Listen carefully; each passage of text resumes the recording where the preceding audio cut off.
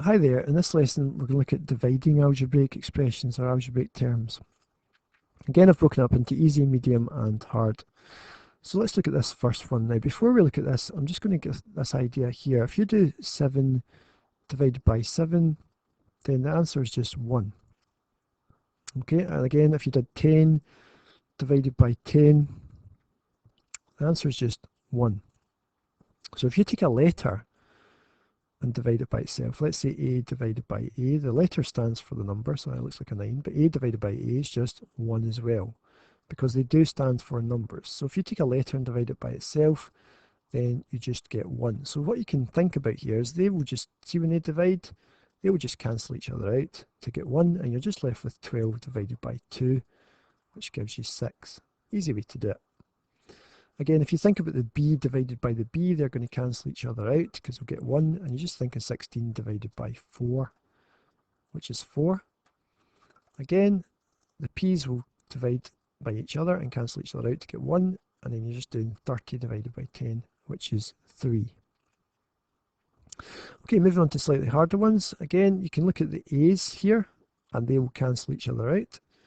So we've got 15 b's divided by 3. So if you take 15 b's and divide it by 3, you're down to 5 b's. Again, on to the next one. You can look at the n's and they'll cancel each other out down to 1. And you've got 24 m's divided by 4. Do the number part. So 24 divided by 4 is 6. So you just get 6m. And this one, there's no letters to cancel out, so you can only do the numbers part. So 36 divided by 6 is 6, and you've still got the xy there because none of them are cancelled out. Same with the last one, 14cd divided by 2, you're just down to 7, and then you've still got the cd there. Okay, we're on to this kind of last idea here. So I've got 18a squared divided by 3a.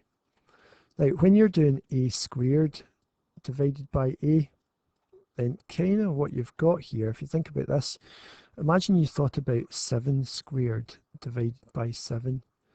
Then what you'd effectively have is you'd have 7 times 7 divided by 7. So you could cancel one of the 7s. There's no point in times them by 7 and dividing by 7. And that would just leave you with 1 7. So 7 squared divided by 7 just leaves you with a 7. So a squared divided by a just leaves you with an a. Okay, so if you look at that back up here, you think, okay, I can cancel the a with the a squared, and that's just going to leave me with an a there. So I've really got 18a divided by 3.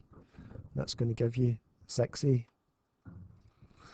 Okay, again, I can cancel one of the p's with the p squared, and that's going to leave me with a p. So you've got 12p divided by 4, it's just 3p. Same idea here, the m will cancel with the m squared and leave you with an m. So I've got 64m divided by 8, 8m.